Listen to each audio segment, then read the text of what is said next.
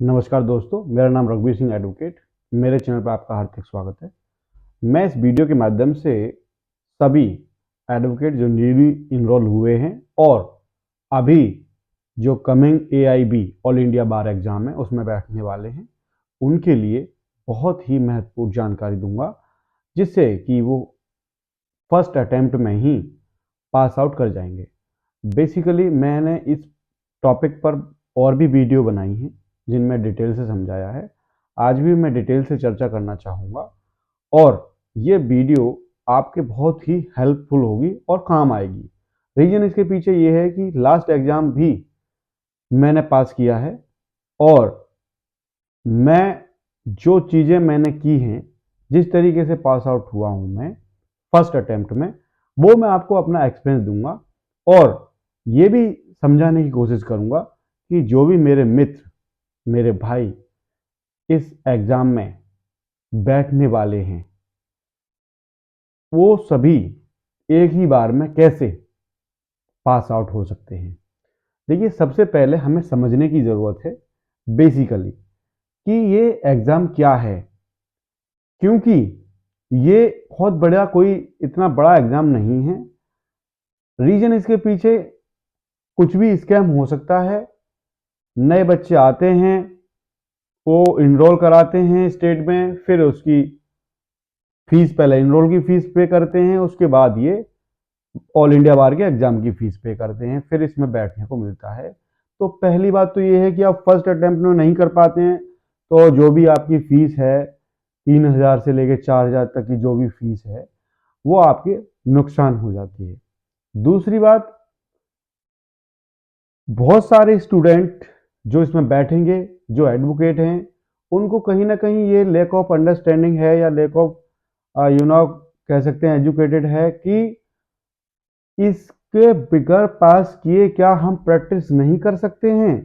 देखिए, मेन बात ये है कि जो आपको अभी आइडेंटिटी कार्ड मिला है आपकी स्टेट बार से, उस पर प्रोविजनली आइडेंटिटी कार्ड लिखा है और वो विद इन 2 ईयर के लिए वैलिड है।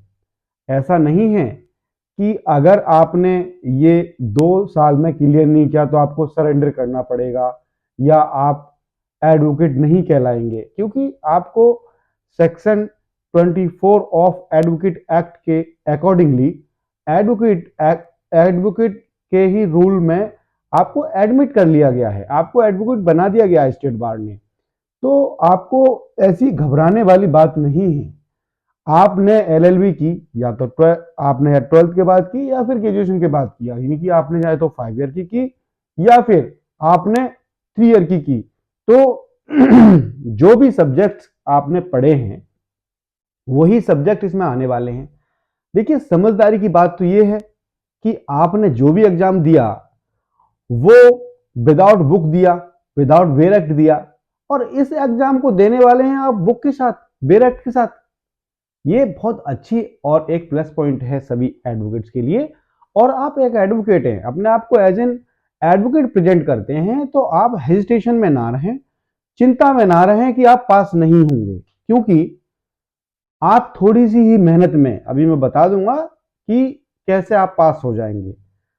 आप, क्योंकि बच्चे बहुत ज़्यादा परेशान होते हैं और यूट्यूब पे ऐसे प्लेटफॉर्म भी हैं बहुत सारे, तो इंस्टीट्यूट इसका पास आउट के कराने के लिए इसके कोचिंग दे रहे हैं। यू नो, ये बहुत सिंपल है, ये बहुत ही सिंपल है, केवल समझने की जरूरत है। तो मेरे पास वैसे लास्ट ईयर का ये मेरे पास क्वेश्चन पेपर भी है। ये जो मेरे पास है वो सी सेट है ना, 17 का।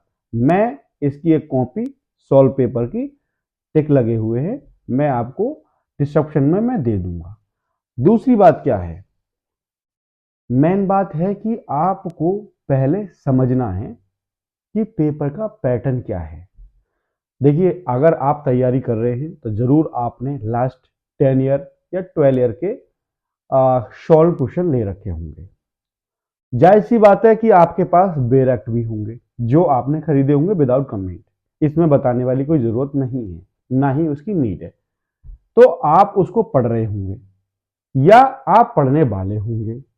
तो जब आपको ये पता लगता है कि पैटर्न क्या है, उसका क्वेश्चन आता कहाँ से है, किस तरीके से पूछा जाता है, क्या घुमा फिरा के क्वेश्चन पूछा जाता है, नहीं पूछा जाता है, या डायरेक्ट क्वेश्चन पूछ दिए जाते हैं, क्या ऐसा पैटर्न रहता है, तो सबसे पहली बात जजमेंट आती है नहीं आती है, ये सारी चीजें आपके माइंड में परेशानी कर रही होंगी। तो देखिए, आपको अगर कोई जजमेंट नहीं भी आती है, या क्योंकि देखिए जजमेंट का कोई एंड नहीं है, रोजाना supreme court, high court, different different high court, supreme court judgement pass करती हैं। तो एक बच्चे के लिए, एक जो भी स्टूडेंट है इस उम्र में पास आउट बैठ रहे हैं एग्जाम में, उनके लिए, या फिर जॉब करते हैं या प्रैक्टिस में भी हैं या फिर किसी सीनियर के अंडर काम करते हैं, बड़ा मुश्किल चीज है, मैं जैसा मानता हूँ। कुछ ऐसे भी लोग हैं जो तैयारी नहीं कर पाए, एक हफ्ते का टाइम मिला है उनको या 2 दिन का भी टाइम मिला है, पास आउट नहीं कर पाते हैं। या कुछ लोग ऐसे भी हैं जो ये परेशानी में है कि मैं इतनी जल्दी तैयारी कैसे करूंगा, पास आउट हो पाऊंगा नहीं हो पाऊंगा, उसके रीजन क्या रहेंगे, क्या नहीं रहेगा। तो सबसे पहली बात है कि आपको इसमें कोई परसेंटेज की कोई बात नहीं है, इसमें पास और फेल का ही केवल सवाल है। तो जवाब में आपको पास देना है ना, क्योंकि आपने बैठना है एग्जाम में और आपको फर्स्ट अटेम्प्ट में ही करना है। पहली बात, जब आपको, आपने जो आपके पास सॉल्व पेपर है, 1 बार 3 बार पढ़ा, आपको ये पता लग गया कि क्वेश्चन किस तरीके से फ्रेम होता है और किस तरीके से आएगा। देखिए, ये जरूरी नहीं है कि जो पैटर्न लास्ट का है वो भी आ जाए, और इतना टफ नहीं है, इतना बहुत बड़ा प्लेटफॉर्म पे नहीं बनाते हैं बार काउंसिल ऑफ इंडिया वाले। वो केवल ये देखते हैं कि जो बच्चा, जो एडवोकेट हमारे यहाँ प्रैक्टिस कर रहा है, अंडर हमारे लॉ कर रहा है प्रैक्टिस, तो उसको कितनी सर्चिंग पावर है, उसको समझ में आ रहा है कि नहीं आ रहा है, कि उसको एडवोकेट बनने के बाद क्या करना है। आपके पास कोई केस आता है तो आप उस लॉ को कहां से डिफाइन करेंगे, कैसे ढूंढ पाएंगे, कैसे कर पाएंगे, कैसे आप एडवाइस दे पाएंगे, आपको पूरी चीजों के बारे में नॉलेज है या नहीं है। आपको, जब आपने ये पास आउट कर लिया, आपके पास कोई किसी भी तरीके का अलग अलग डिफरेंट केस आता है, तो आपको उसको सर्च करने की पावर है या नहीं है। आपको उस क्वेश्चन को देखने के बाद ये पावर है कि नहीं, कि ये क्वेश्चन कहां से क्लिक हो रहा है, ये कौन से बैरक्ट का सवाल है। सवाल ये नहीं है कि आप पास कर जाएंगे या फेल कर जाएंगे, सवाल ये है कि आपकी कैपेबिलिटी सर्चिंग पावर की कितनी है, आप कितना अपने आप को इस फील्ड में जज कर पाते हैं। इस पेपर के बाद आपको ये फील होता है। तो सबसे पहली बात ये है, जब आप लास्ट ईयर का पेपर देखेंगे तो उसमें ज्यादा डिफिकल्ट नहीं है, बहुत सिंपल सिंपल सवाल दिए गए।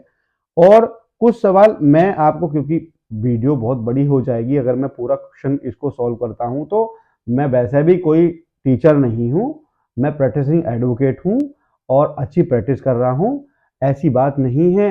बट क्योंकि मैंने बहुत सारे यूट्यूब पे कमेंट देखे, या मेरे जानकार भी लोग जो परेशान थे, या जो लोग परेशान हैं बेसिकली, जो पास नहीं कर पा रहे, या उनको चिंता है कि पास कैसे होगा, या वो लास्ट बार फेल हो गए, ऐसे बहुत बच्चे हैं जो न्यूली इनरोल हुए हैं, परेशानी से जूझ रहे हैं। तो ये मतलब इतना बड़ी समस्या नहीं है, मैं इसी वजह से वीडियो प्रोवाइड कर रहा हूँ। प्रोफेशनली मेरा काम टीचिंग नहीं है, तो मैं आपको कुछ ऐसे एक्सप्लेनेशन दे सकता हूं, ऐसे एग्जाम्पल दे सकता हूं जो आपके काम आएंगे, जिसमें साफ साफ अगर आप देखेंगे तो आपको दिख जाएगा कि बेसिकली कहां से पेपर को पूछा जा सकता है, किस लेवल से आपका क्वेश्चन हिंट कर सकता है, कहां से आ सकता है, कहां से नहीं आ सकता है। अब इसमें एक क्वेश्चन ये है कि the minimum number of member required for the registration of trade union. अब देखिए, जब आप ट्रेड यूनियन की बात आप जब आ रही है, तो पार्टनरशिप एक्ट की बात आ रही है, कि ये प्रोप्राइटरशिप की बात आ रही है, ट्रेड यूनियन है तो ये क्या आपका कौन से एक्ट से बिलोंग करता है। जब आप बी एक्ट पढ़ेंगे तो आपको पता लग जाएगा कि 7 मेंबर की नीड होती है। ऐसे ही इसमें और बहुत सारे क्वेश्चन हैं, और भी मैं बता देता हूं जिससे कि आपको पता लग जाएगा कि कैसा पेपर आता है, आपको क्या करना है क्या नहीं करना है। इसमें 100 नंबर का पेपर है, 40 नंबर आपको लाने हैं। एक बात आपको और बता देता हूं मैं, जो बच्चों की परेशानी का सवाल बनी हुई है या हो सकता है हो, अगर आपने हिंदी में रेडी किया है तो आप ये ना समझें कि जहां हम पेपर में बैठेंगे वहां पर बहुत लैंग्वेज आएगा। वहां पर एक ही लैंग्वेज आएगा जो आपने चूज किया है। हिंदी किया है तो पूरा का पूरा हिंदी आएगा, इंग्लिश किया है तो पूरा का पूरा इंग्लिश आएगा। ऐसा नहीं है कि आप ये समझें जैसे आप कभी पेपर दिए हैं तो उसमें हिंदी इंग्लिश दोनों में आता है, ऐसा नहीं है। एक ही लैंग्वेज में आएगा, या तो इंग्लिश में आएगा या हिंदी में आएगा। तो आप इस बात का ध्यान रखें। दूसरा ये सेट है, सेट कोड है, इस पर सी लिखा हुआ है जो मेरे पास है। ये ए बी सी डी हो सकते हैं। और आप ये भी ना समझें कि आप जिस कमरे में बैठे हैं उसमें सभी में ए होगा या बी होगा। बेसिकली आपके पास ए है, बराबर वाले के पास बी होगा, आपके पीछे के वाले सी होगा, उससे पीछे डी होगा। आपके बराबर वाले के पास डिफरेंट होगा और आपके साइड वाले के पास डिफरेंट होगा, ये डेफिनेटली है।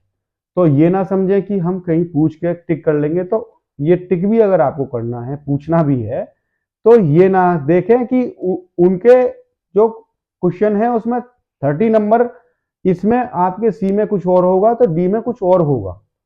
कहीं ऐसा गलती ना करें कि सामने वाले से पूछ लिया और टिक कर दिया बस आंख बंद करके।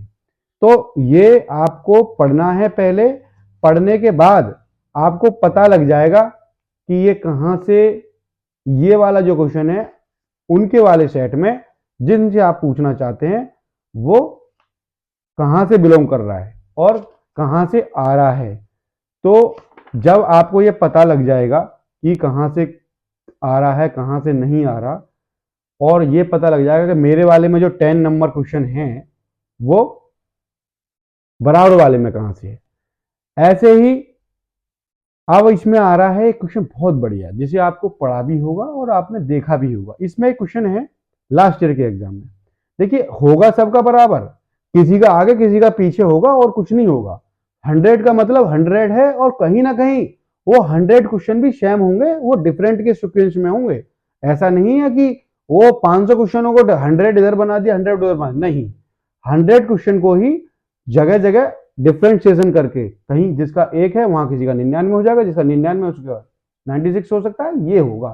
क्वेश्चन एक ही रहेगा, पेपर में जो क्वेश्चन के सीक्वेंस होंगे अलग अलग हो सकते हैं लेकिन सवाल वो एक ही जैसे रहेंगे। अब इसमें एक क्वेश्चन है बहुत इंटरेस्टेड, आप देखें। Provision of right of private defence is given between of IPC. Box खाली है, इसमें लिखा हुआ सेक्शन 74 से 48 84, सेक्शन 96 से 106, और क्योंकि 4 ऑप्शन है 1412 160, और सेक्शन 107 टू 120। अब देखिए इसमें आपको ये देखना है, कहां देखना है, तुरंत आपको ये पता होना चाहिए। जैसे ही ये क्वेश्चन फिल हुआ, पुटअप हुआ, आपको क्या देखना है, आपको आईपीसी देखनी है। तुरंत आईपीसी में कहां जाना है, तुरंत प्राइवेट डिफेंस पे जाना है। प्राइवेट डिफेंस कहां पर है, 90 सेक्शन से लेके 906 तक। जब आपको ये पता लग जाएगा उसमें क्या है, तो यहां साफ साफ आपका क्वेश्चन बनता है 96 से 906, यानी कि 96 से 106 तक ये प्राइवेट डिफेंस की बात कही गई है। यही आपको टिक करना है, सीधी सी बात। अब क्योंकि वो चैप्टर है पूरा, जब तक आपको ये पता नहीं लगता कि ये क्वेश्चन कहां से पुट हो रहा है, आपको ये पता नहीं है कि स्टेट की पॉलिसी कहां है, कॉन्स्टिट्यूशन में है कहां है, आपको ये पता नहीं है कि जो मर्डर की डेफिनेशन है वो कहां पर दी गई है, या जो कॉग्निजेबल ऑफेंस है उसकी डेफिनेशन कहाँ है, बेलेबल ऑफेंस है उनकी डेफिनेशन कहाँ है, अडल्ट्री कहाँ दी गई है, या क्रिमिनल ट्रायल कहाँ दिए गए हैं, सेशन ट्रायल कहाँ दिए गए हैं, मजिस्ट्रेट की पावर क्या है, स्पेशल मजिस्ट्रेट की पावर क्या है, ये सारी चीजें कहाँ दी गई हैं। यानी कि मैं बात कर रहा हूँ केवल सीआरपीसी की और आईपीसी की। जब आपको ये पता लग जाता है कि आईपीसी की बात कर रहा हूं मैं और आईपीसी से ही क्वेश्चन पुट हो रहा है, तो आपको देखने में कोई प्रॉब्लम नहीं होगी। जब मैं बात करता हूं कोई डॉक्यूमेंट्री एविडेंस की, प्रूफ की, ओरल एविडेंस की और पब्लिक डॉक्यूमेंट की, तो मैं बात कर रहा हूं एविडेंस एक्ट की। सीधी सी बात है। मैं बात कर रहा हूं अगर एडवोकेट एक्ट में एडवोकेट का इनरोल कौन सी सेक्शन में है, तो मैं बात कर रहा हूं एडवोकेट एक्ट की। मैं बात कर रहा हूं अगर बार काउंसिल ऑफ इंडिया की, तो मैं बात कर रहा हूं एडवोकेट एक्ट की। स्टेट बार की बात कर रहा हूं तो मैं बात कर रहा हूं एडवोकेट एक्ट की। बेसिकली आपको यही देखना, अगर मैं चेक से संबंधित कोई बात कर रहा हूं तो ये 138 एक्ट की बात कर रहा हूं, नेगोशिएबल इंस्ट्रूमेंट एक्ट की बात कर रहा हूं। कोई मैं ग्रीन ट्रिब्यूनल की बात कर रहा हूं तो मैं आपका इन्वायरमेंटल लॉ की बात कर रहा हूं। तो बेसिकली क्या है, आपको जब ये बात पता लग जाती है कि ये क्वेश्चन वहां से डायरेक्टली हिट करता है, डायरेक्टली पुट करता है, तो आपको बिल्कुल, मैं डिग्री की बात करता हूं तो सीपीसी की बात करता हूं, ऑर्डर और रूल की बात करता हूं तो सीपीसी की बात करता हूं। तो सीपीसी का मतलब है कि आपको पढ़ना है, नहीं पढ़ते हैं तो आप केवल इंडेक्स पढ़ लीजिए। इंडेक्स को आपने 2 से 3 बार पढ़ना है, 4 बार पढ़ना है, और उसके बाद डेफिनेटली आप ये पता लग जाएगा आपको कि कौन सा क्वेश्चन कहां से पुट करता है। ज्यादा पेपर में पढ़ नहीं, आपको बता नहीं सकता, वीडियो लंबी हो जाएगी। मैं शॉर्ट फॉर्म बता रहा हूं। अगर आपको वीडियो कहीं पर भी किसी यूट्यूब पर आपको ये कोई ज्ञान बांट रहा है कि आप सारे सी सी सी सी सी सी लगा दीजिए या डी डी डी डी लगा दीजिए, ये डेफिनेटली रॉन्ग है, एब्सोल्युटली रॉन्ग है मेरे हिसाब से। क्यों? क्योंकि ऐसा कोई पैटर्न नहीं है, ऐसा कोई सीक्वेंस नहीं है कि आप 40 नंबर पे पास हो जाओगे और सी सी लगा देंगे, आपका सी 40 नंबर आ जाएगा, या ए लगा देंगे सब पे और ए 40 होंगे। कह नहीं सकते, ये आप अपने रिस्क पर कुछ भी कर सकते हैं, अपने रिस्क पर फेल भी हो सकते हैं। पास होने के लिए बहुत ही टेक्निक है। आप इंडेक्स पढ़िए निश्चिंत होकर, बेझिझक आप पेपर में जाइए, आप वहां देख पाएंगे। अच्छा इन्वायरमेंट अपना रखिए। आप सबसे पहले जो क्वेश्चन आपको आ रहे हैं वो सारे क्वेश्चन आपको टिक करने हैं।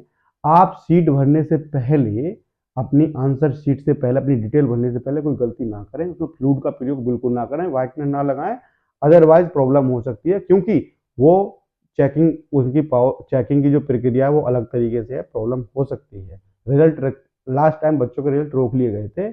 मेरी सभी को शुभकामना है, सब पास हो जाएंगे।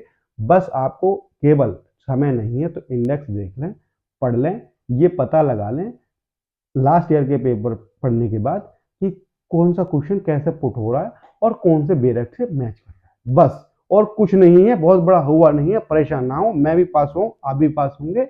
जय हिंद, जय भारत।